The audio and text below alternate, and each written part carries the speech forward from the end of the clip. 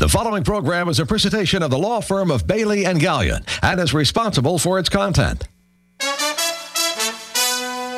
If you're talking about it, we're talking about it. You're listening to the news and talk of Texas. This is the Legal Hour, brought to you by Bailey and Gallion. Now, here's your host for the Legal Hour, Keith Spencer, on News Talk 820, WBAP. Good afternoon, Texas, and welcome to the Legal Hour. Our team of trial attorneys will be here with you until 5 this evening, taking your calls and questions on legal issues impacting your life. You can call us at 214-787-1820 or 800-288-WBAP. You know, I received a letter this week at my home that burned my biscuits. It was one of those letters that starts out, "Congratulations, you are pre-qualified for an unsecured personal loan. Receive your money within 24 hours. Now, I know that in itself is not unusual. I've got 2 sons in college, and we get about 50 of those letters every month. And since they're away at school, we very carefully destroy each of them before the kids come home for Christmas. But this one was different. It advertised a fixed, simple interest rate. It says, your rate of interest will not change. Loans have an APR of 96%. I began studying this offer, get $1,000, then make 24 easy monthly payments of $94.98. That's over $2,000. But they say you can pay it off anytime without any additional prepayment fees. Isn't that special?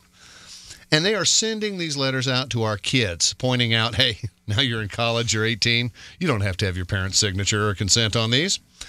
And I noticed that these folks are not from Texas. They have a P.O. box in South Dakota, always considered the banking capital of the world. There needs to be a special corner in hell for these locusts. They are targeting our students and folks in financial trouble. And we're not talking about folks who just can't wait until payday to get their new MP3 player. Lots of these folks are trying to figure out how they're going to buy the baby's medicine now that they've lost their health insurance or fix their car so they can get to work next week. You can stop these offers from being sent to your house or to your kids if you're clever by calling toll-free 888, write this down, 888-567-8688. And that will prohibit these companies from filling your mailbox with this stuff, which, by the way, Jay, tends to end up in your recycling bin for anyone to pick up off the street and use in any way they feel fit because it's legal. Payday, do yourself a favor, folks. Make that call, 888-567-8688. It's like payday loans. We saw a note here this week, Jay.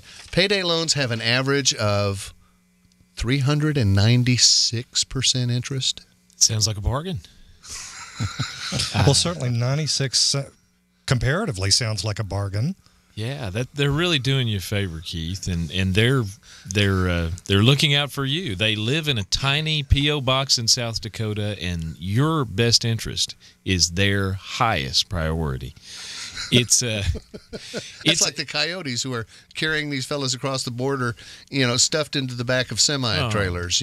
They're doing a privilege for people. No, Hitler explained it correctly. Czechoslovakia wanted to be invaded. And so you have this deal. We talked about this a little bit before the show. If I totally disclose to you that I'm going to abuse you, the abuse is okay. I invite you to this, and part of what we've done is we've lost the war. I hope we haven't lost the war. We've lost lots of battles. The typical American consumer, we are just absolutely afloat in this rapidly moving river of consumerism, and we're all living very much on the edge. And then gasoline goes up to $3 a gallon, and my health insurance costs go up, and I maybe lose my job or my part-time job that was supplementing my full-time job. A baby gets sick.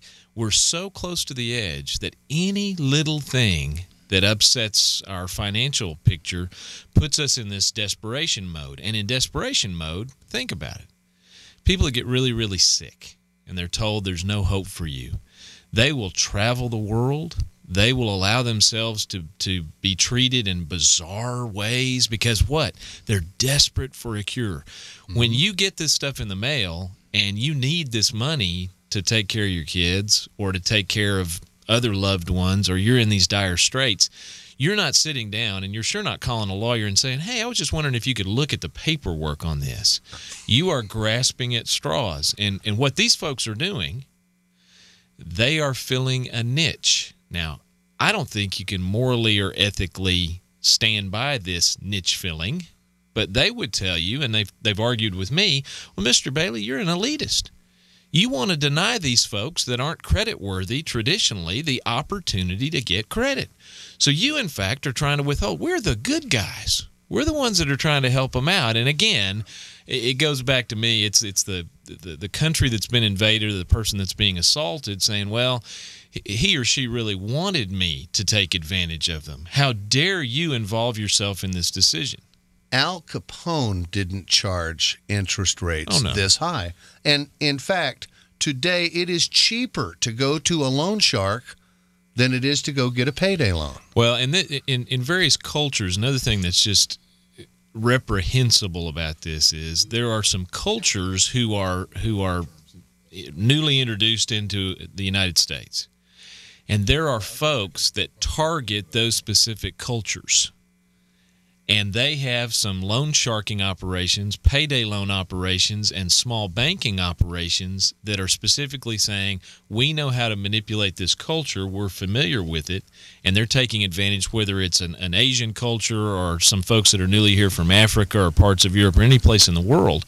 And we see that because it ends up being in litigation.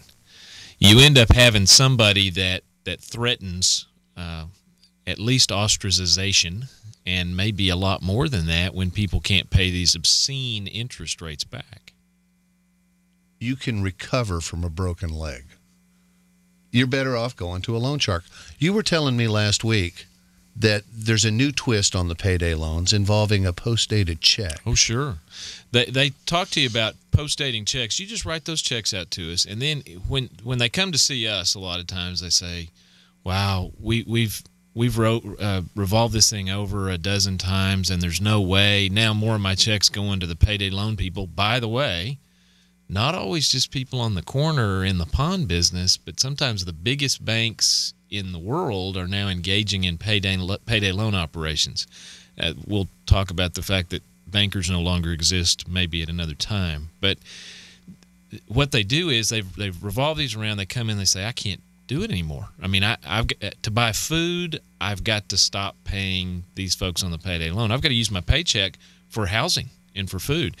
And I say, well, what we'll have to do is you'll have to stop. Your financial situation won't allow you to go on. And what they hear is, oh, good, we'll turn this into the district attorney because you fraudulently wrote us post-dated checks. Again, soliciting post-dated checks and then turning to the DA to enforce what you solicited seems a little bit disaingenuous to me. Well, we weren't supposed to have debtors' prisons, and that's a way to get around that. Well, sure. Isn't there a law now in place in Texas that says in a collection situation like that, if a company's accepting post-dated checks, that the DA can't prosecute somebody who ultimately can't pay on a post-dated check? Not everybody knows that, though. And the mere threat of going to jail, particularly, there's a whole industry now dealing with illegal immigrants. Oh, yeah. And they're terrified about getting picked up for any purpose. And absolutely, whether they could be prosecuted or not, they're not going to split hairs. Well, and in fact, a post-dated check is not a check at all. It is a promissory note. And so if the DA is, well, let's assume the DA is being legitimate and maybe the vendor is perhaps being less than candid on their affidavit that they have to fill out for the DA, because part of the affidavits I've seen anyway are that, no, this was not a post-dated check. They presented it to me for tender. I saw them sign it. They presented to me. And they took merchandise out of the store based on it, right? Well, one of the things that we see a lot of times is that the threat is enough that the reality really doesn't matter. I see. And that's one of the things that's problematic. And I say this all the time.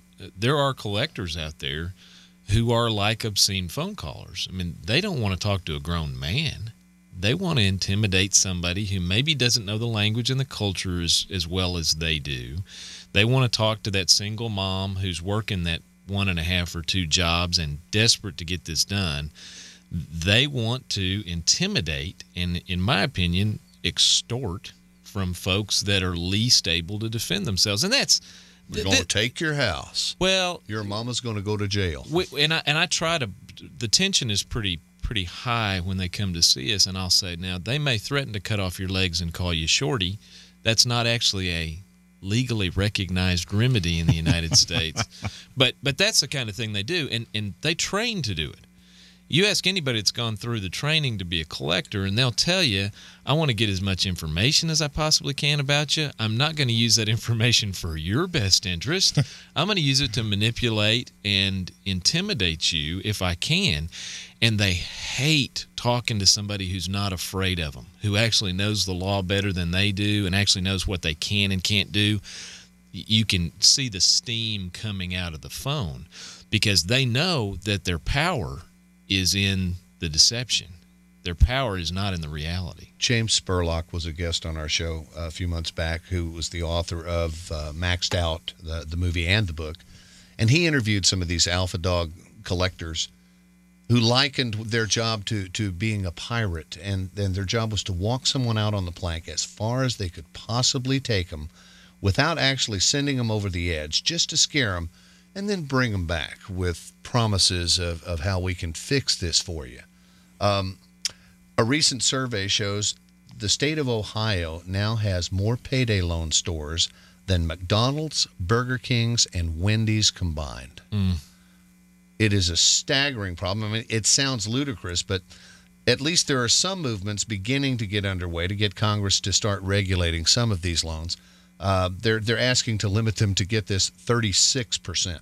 So. Well, you know, I mentioned to you that when we one of the girls went off to college in Arkansas, and we went to set up an account with a national bank, and you couldn't find one. Well, the reason they have a lot of, it's not that they don't have any, but the reason that it's very difficult to find the big name banks in Arkansas is because Arkansas still protects its citizens against usurious interest rates. So you lose this opportunity to be charged 96%. And I'm sure that Arkansans are really suffering. Just think how terrible it must be. That niche hasn't been filled yet. Can you imagine living in a state and considering yourself blessed during the holiday season when you can't get 96% interest to pay to somebody from out of state? It's a sad time for them. We're going to have to take a break. We're taking your calls at 214-787-1820 or 800-288-WBAP. We've got over 100 years of legal experience in the studio today to answer your questions, so give us a call. You're listening to WBAP.